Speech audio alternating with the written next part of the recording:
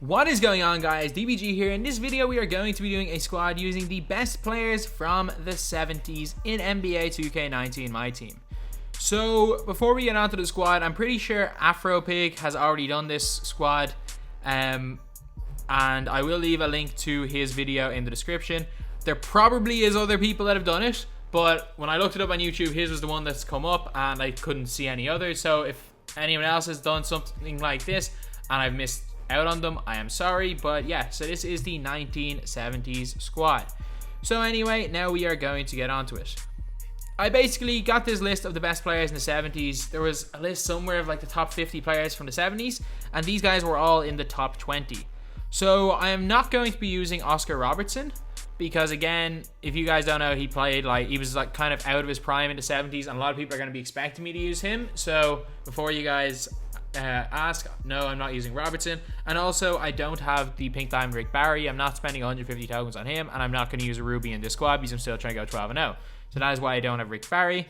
And also, Will Chamberlain, again, kind of mainly a 60s player. Will definitely be using my 1960s squad, but not for my 1970s squad. So anyway, now we're going to get onto it. So at the point guard position, we are going to run with a 2-guard.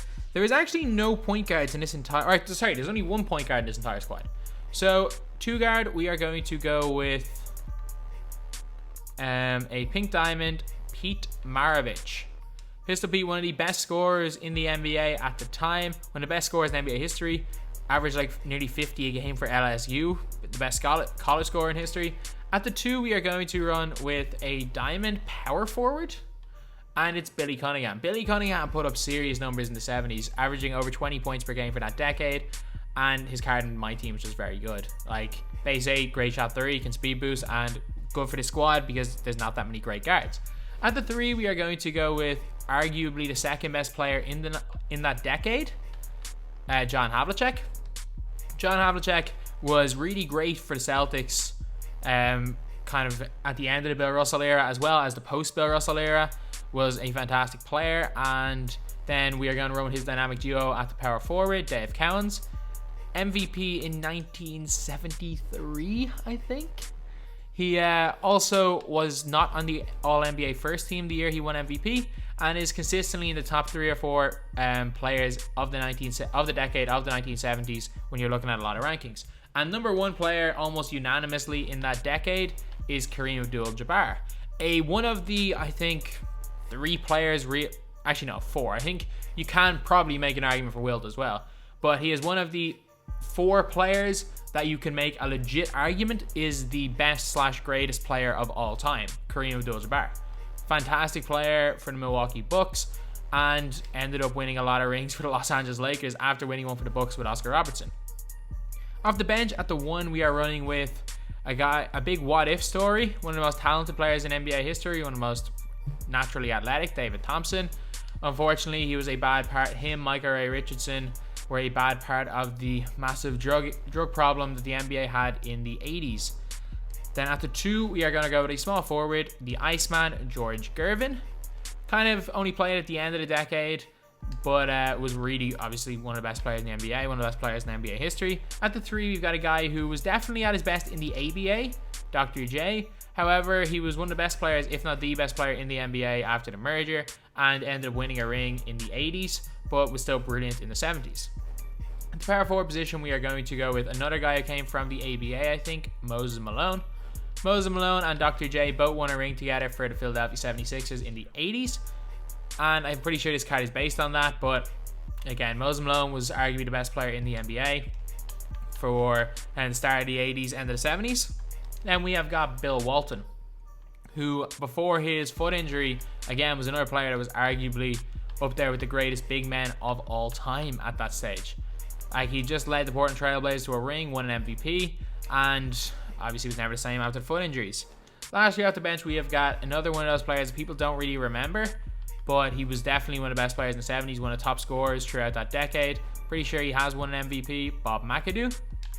Then we have got a guy who, his 2K card is really, really poor, but he was, again, one of the top 5 or 6 players in that decade, Elvin Hayes. I'm surprised we haven't gotten anything above a 92 overall for Elvin Hayes, especially when we've got Wes Unseld, who's probably his worst teammate. Wes on sub at a 98 overall, but again, Elvin Hayes isn't going to bring many players in, so obviously 2K weren't going to put him in for that reason. Then we have got a guy who won a ring in the early 70s with the Lakers, Jerry West, lost a couple times in the finals, and again, probably was at his peak in the late 60s, but definitely deserves a spot in the 70s squad. So yeah, this is the team that we are going to be running with. Actually a really, really solid team. So anyway, now let's get on to the game. Okay, so we are playing Derrick Rose, Jordan, Scotty, Larry Bird, Kareem. Not a bad squad here, but again, could be 10 times worse at this stage in the game. So I think I've got a good chance. He's got Opal Iverson on his bench, which is interesting as well. There we go. Hit Pete Maravich. Wait till he stops. Green. There we go. Good start to the game. Know when to take your shots. That's as important as anything else in this game. There we go. Good defense. Good Havlicek. Stop. 3. Knocks it down. Great start to this game. 9-0 lead. 2 stops, 2 scores, and this guy might end up rage quitting in the first quarter. We're there. Good defense, lads. Great defense. The Cowens. Havlicek again.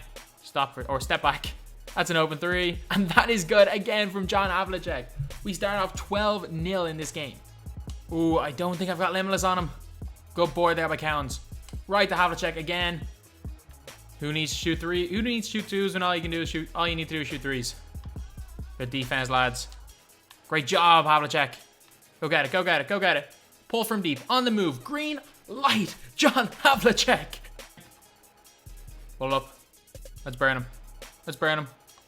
Hit Dave Cowens in the corner for 3. Knocks it down. 2-pointers are overrated. Our first 7 baskets have all come from 3-point shots. 3 ball. Good shot there by Cunningham. Bad miss. Havlicek in the corner for 2. He hits it. John Havlicek has barely missed to start this game. 25-8 lead. And it's a rage quit in the first quarter. Alright, so we are playing as LeBron, JR, Giannis, Kristaps, and Yao. So a much tougher team here. 3-pointer. There we go. Good shot there by Kareem. Maravich from mid. That's got to go in. Let's go. Good start to this game. He's throwing scaries already. Yeah, this guy's rushing. He's taking bad shots. Unless this guy ends up completely like changing him his game style, getting some composure, which he hasn't shown yet, this is going to be a 20-30 point game. Even though my bench is significantly weaker than the starters. It's open. Good shot. There we go, Cowens. Go right to the basket. Easy dunk there for David Thompson. This is comfortable now. This is comfortable. Steal. There the Gervin. He should be too fast. Apparently not. There we go. Good shot there by Mose Malone. It's fine. It's a risky pass. Can live with it. Can live with full court pass. That was done by me. That was so done by me, and I pressed the wrong button. We got blessed on that play. They deserved... Like, we do not deserve a basket there. We did not deserve a basket from that play right there. The usual. We've got him. Step on him. Straight line to the basket. They leave the corner wide open for 3. Good. Yep, this guy has no idea how to run the press. Falling into the trap that I set for him. Straight to the basket. Again, they help off the wide open shooter in the corner. Come on, he's made the same mistake twice in a row. Adapt. Adapt or die. This guy clearly doesn't want to adapt his game. Nice hook there by Bill Walton. It's another open 3-pointer for Dr. J, and it's another make. Dr. J has now got 9 points from 3 threes. We're out of position. It was bad. Bait pass. Bait pass will get us. Terrible. Terrible shot. Good board right there. Dr. J. Stop. Full white. And that's 4 for 4 for him. The basket. Unlucky. That's a fairly open 2. Good shot there by Malone. We're very comfortable now. That's a dumb shot. I'm hoping he rage quits soon, because I really don't want to play too much more of this game. Now he'll take over T-Mac, which means he might get a couple of scores, but not enough to come back in this. Great layup there by Maravich. Okay, he's now resorted to the hard off ball, which is fine. Which is fine. This is a squad builder. This isn't an individual gameplay, so I'm good with that. You gotta step on him. Easy layup.